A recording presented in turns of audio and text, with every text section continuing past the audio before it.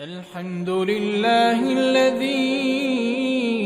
أنزل على عبده الكتاب ولم يجعل له عوجا قيما لينذر بأسا شديدا من لدنه ويبشر المؤمنين الذين يعملون الصالحات أن لهم أجرا حسنا ماكثين فيه أبدا وينذر الذين قالوا اتخذ الله ولدا ما لهم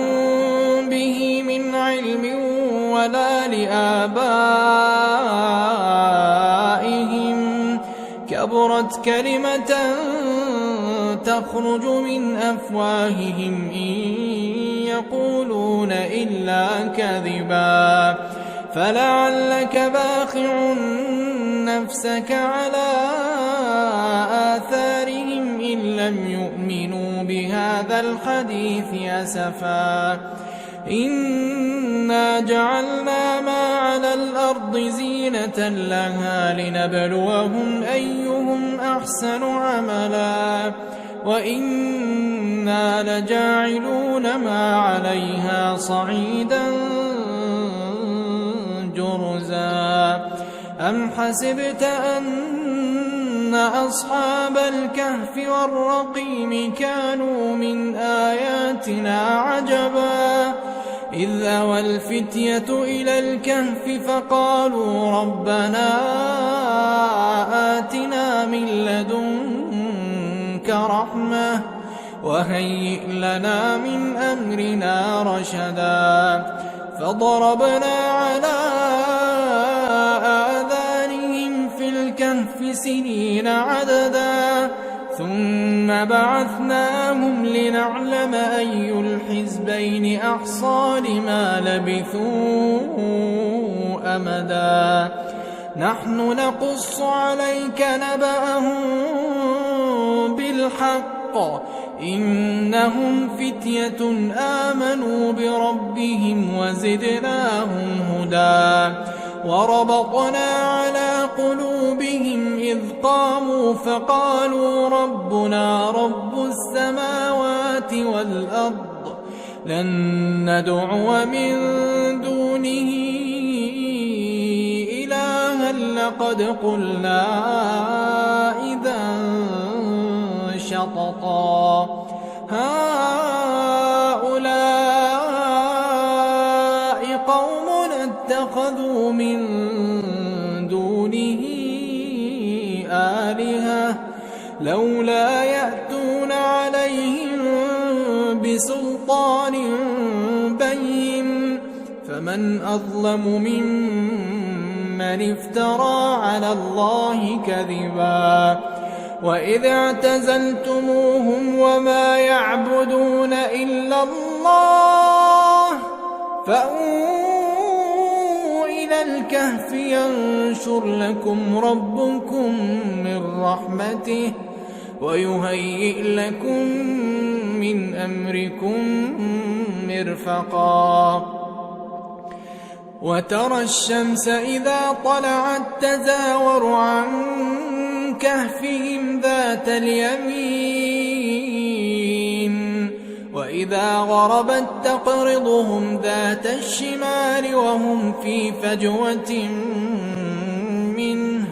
ذلك من آيات الله من يهد الله فهو المهتد ومن يضلل فلن تجد له وليا مرشدا وتحسبهم أيقاظا وهم رقود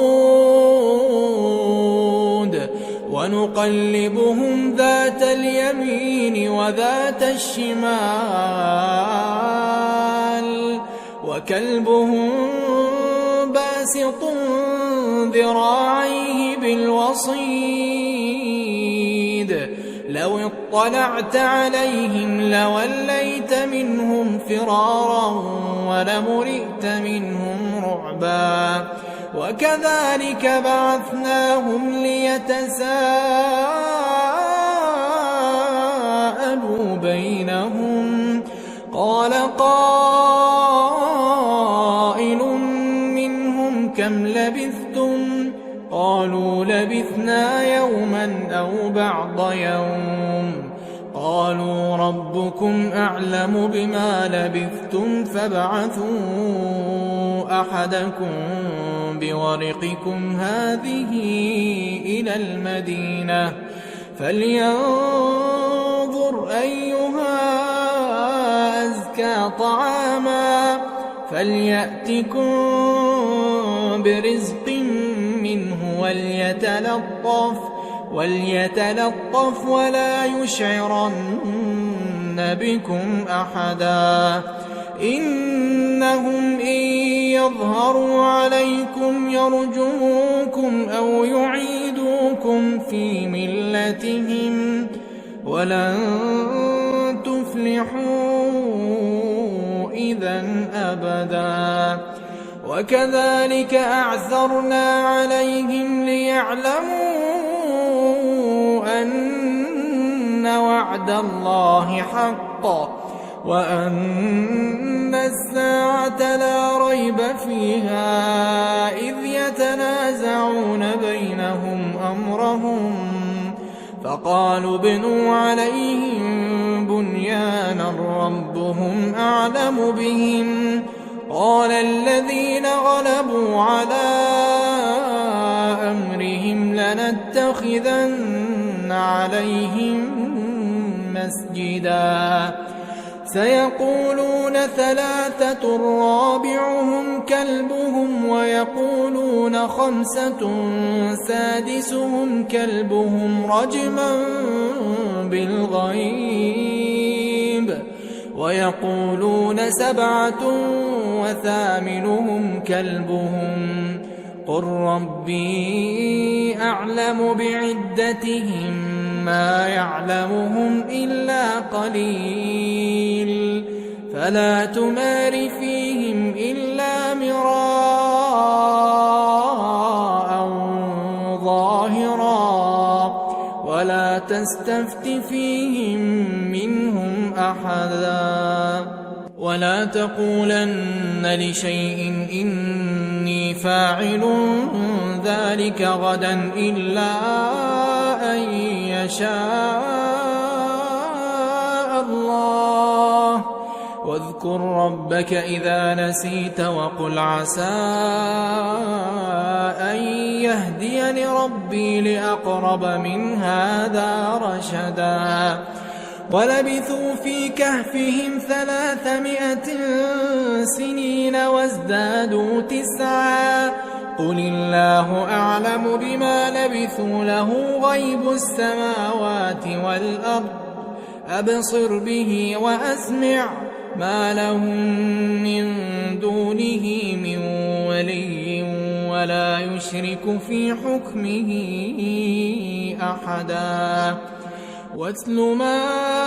أوحي إليك من كتاب ربك لا مبدل لكلماته ولن تجد من دونه ملتحدا. واصبر نفسك مع الذين يدعون ربهم بالغداة والعشي يريدون وجهه ولا تعد عيناك عنهم تريد زينة الحياة الدنيا ولا تطع من أغفلنا قلبه عن ذكرنا واتبع هواه وكان أمره فرطا. وقل الحق من ربكم فمن شاء فليؤمن ومن شاء فليكفر. إنا أعتدنا للظالمين نارا أحاط بهم سرادقها وإن يستغيثوا يغاثوا بماء كالمهل يشوي الوجوه بئس الشراب وساءت مرتفقا. إن الذين آمنوا وعملوا الصالحات إنا لا نضيع أجر من أحسن عملا أولئك لهم جنات عدن تجري من تحتهم الأنهار يحلون فيها من أساور من ذهب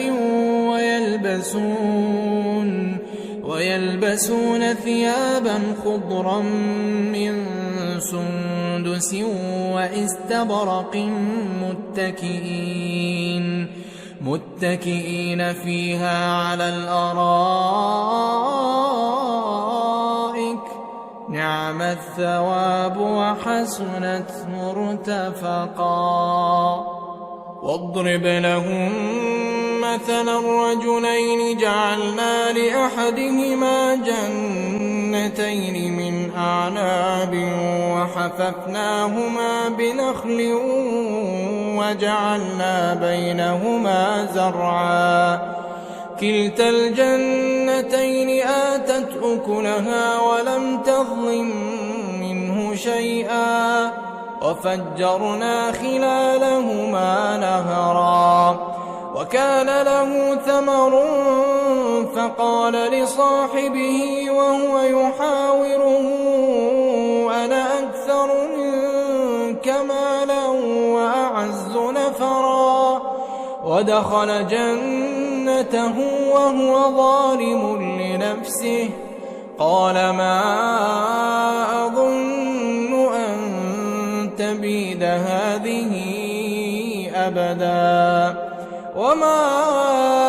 أظن الساعة قائمة ولئن رددت إلى ربي لأجدن خيرا منها منقلبا قال له صاحبه وهو يحاوره أكفرت بالذي خلقك من تراب ثم من نطفة ثم سواك رجلا لكن هو الله ربي ولا أشرك بربي أحدا ولولا إذ دخلت جنتك قلت ما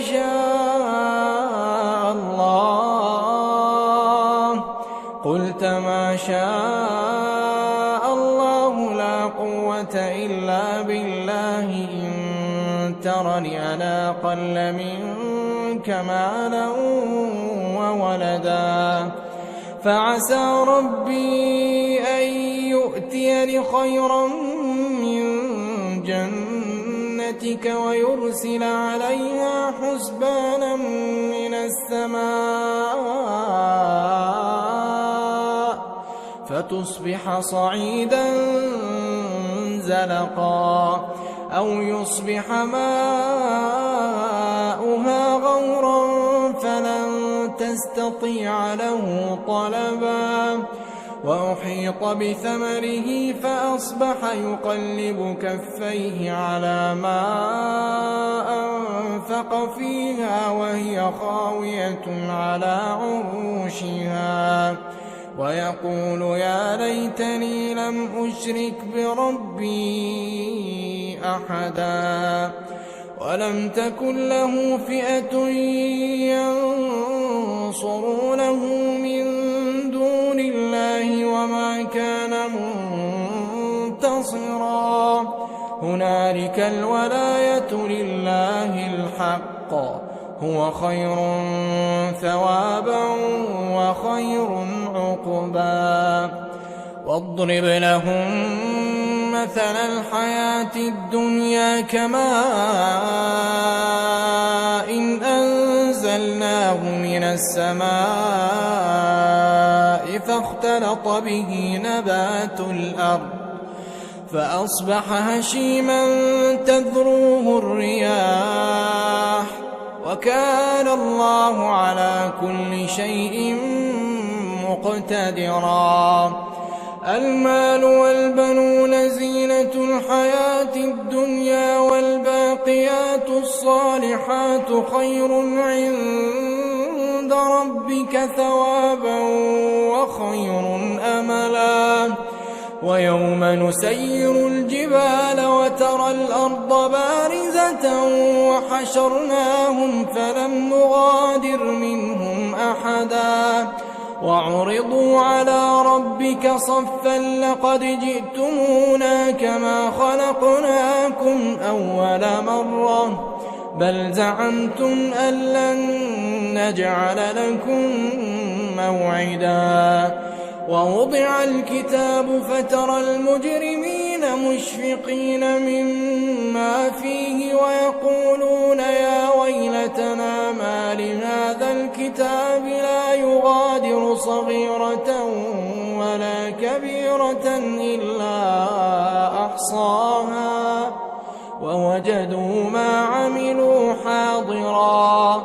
ولا يظلم ربك أحدا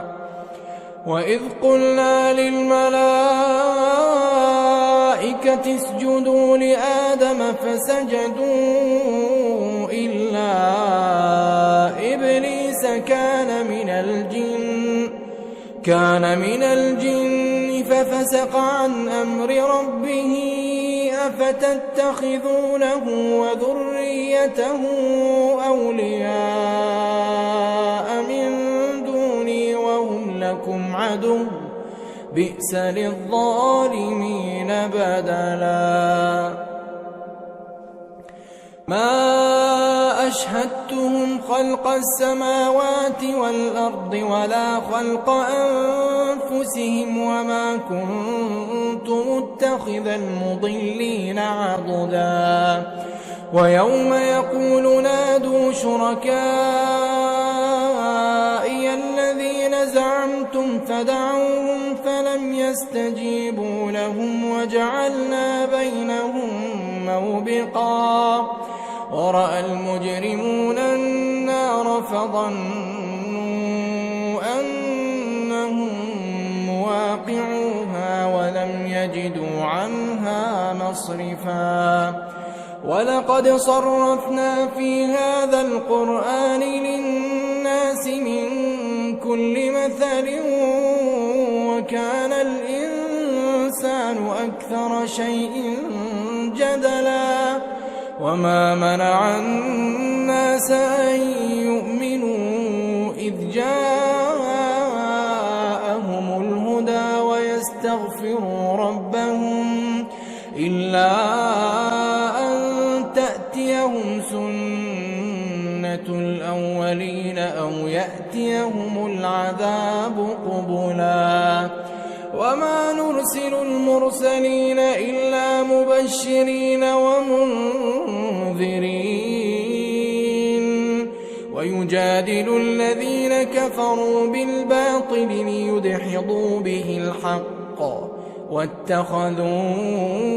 آياتي وما أنذروا هزوا ومن أظلم ممن ذكر بآيات ربه فأعرض عنها ونسي ما قدمت يداه إنا جعلنا على قلوبهم أكنة أن يفقهوه وفي آذانهم وقرا وإن تدعهم إلى الهدى فلن يهتدوا إذن أبدا وربك الغفور ذو الرحمة لو يؤاخذهم بما كسبوا لعجل لهم العذاب بل لهم موعد لن يجدوا من دونه موئلا وتلك القرى أهلكناهم لما ظلموا وجعلنا لمهلكهم موعدا وإذ قال موسى لفتاه لا أبرح حتى أبلغ مجمع البحرين أو أمضي حقبا فلما بلغا مجمع بينهما نسيا حوتهما فاتخذ سبيله في البحر سربا فلما جاوزا قال لفتاه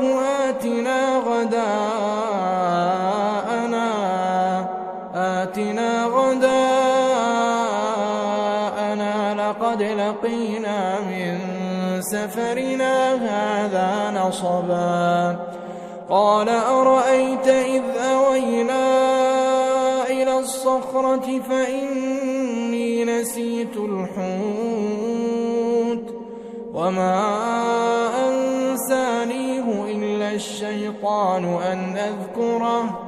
واتخذ سبيله في البحر عجبا قال ذلك ما كنا نبغي فارتدا على آثارهما قصصا فوجدا عبدا من عبادنا آتيناه رحمة من عندنا وعلمناه من لدنا علما قال له موسى هل أتبعك على أن تعلمني مما علمت رشدا قال إنك لن تستطيع معي صبرا وكيف تصبر على ما لم تحط به خبرا قال ستجدني إن شاء الله صابرا ولا أعصي لك أمرا قال فإن اتبعتني فلا تسألني عن شيء حتى أحدث لك منه ذكرا فانطلقا حتى إذا ركبا في السفينة خرقها قال أخرقتها لتغرق أهلها لقد جئت شيئا إمرا قال ألم أقل إنك لن تستطيع معي صبرا قال لا تؤاخذني بما نسيت ولا ترهقني من أمري عسرا فانطلقا حتى إذا لقيا غلاما فقتله قال أقتلت نفسا زكية بغير نفس لقد جئت شيئا نكرا قال ألم أقل لك إنك لن تستطيع معي صبرا قال إن سألتك عن شيء بعدها فلا تصاحبني قد بلغت من لدني عذرا فانطلقا حتى إذا أتيا أهل قرية استطعما أهلها فأبوا أن يضيفوهما فوجدا فيها جدارا يريد أن ينقض فأقامه قال لو شئت لاتخذت عليه أجرا قال هذا فراق بيني وبينك سأنبئك بتأويل ما لم تستطع عليه صبرا أما السفينة فكانت لمساكين يعملون في البحر فأردت أن أعيبها وكان وراءهم ملك يأخذ كل سفينة غصبا وأما الغلام فكان أبواه مؤمنين فخشينا أن يرهقهما طغيانا وكفرا فأردنا أن يبدلهما ربهما خيرا منه زكاة وأقرب رحما وأما الجدار فكان لغلامين يتيمين في المدينة وكان تحته كنز لهما وكان أبوهما صالحا فأراد ربك أن يبلغا أشدهما ويستخرجا كنزهما رحمة من ربك وما فعلته عن أمري ذلك تأويل ما لم تسطع عليه صبرا ويسألونك عن ذي القرنين قل سأتلو عليكم منه ذكرا إنا مكنا له في الأرض وآتيناه من كل شيء سببا فأتبع سببا حتى إذا بلغ مغرب الشمس وجدها تغرب في عين حمئة ووجد عندها قوما قلنا يا ذا القرنين إما أن تعذب وإما أن تتخذ فيهم حسنا قال أما من ظلم فسوف نعذبه ثم يرد إلى ربه فيعذبه عذابا نكرا وأما من آمن وعمل صالحا فله جزاء الحسنى وسنقول له من أمرنا يسرا ثم أتبع سببا حتى إذا بلغ مطلع الشمس وجدها تطلع على قوم لم نجعل لهم من دونها سترا كذلك وقد أحطنا بما لديه خبرا ثم أتبع سببا حتى إذا بلغ بين السدين وجد من دونهما قوما لا يكادون يفقهون قولا قالوا يا ذا القرنين إن يأجوج ومأجوج مفسدون في الأرض فهل نجعل لك خرجا على أن تجعل بيننا وبينهم سدا قال ما مكني فيه ربي خير فأعينوني بقوة أجعل بينكم وبينهم ردما آتوني زبر الحديد حتى إذا ساوى بين الصدفين قال انفخوا حتى إذا جعله نارا قال آتوني أفرغ عليه قطرا فما استطاعوا أن يظهروه وما استطاعوا له نقبا قال هذا رحمة من ربي فإذا جاء وعد ربي جعله دكاء وكان وعد ربي حقا وتركنا بعضهم يومئذ يموج في بعض ونفخ في الصور فجمعناهم جمعا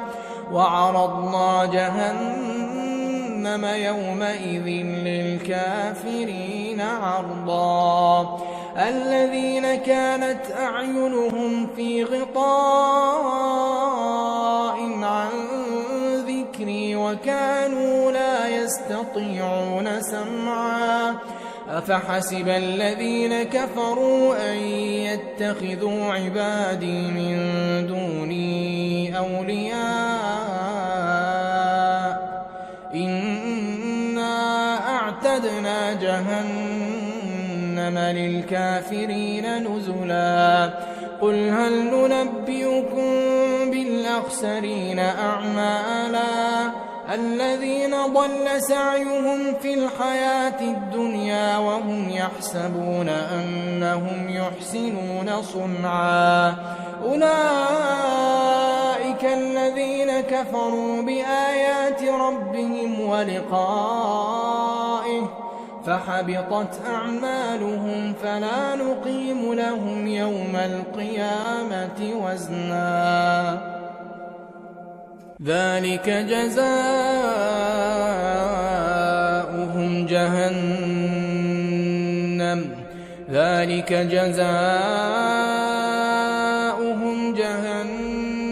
بما كفروا واتخذوا آياتي ورسلي هزوا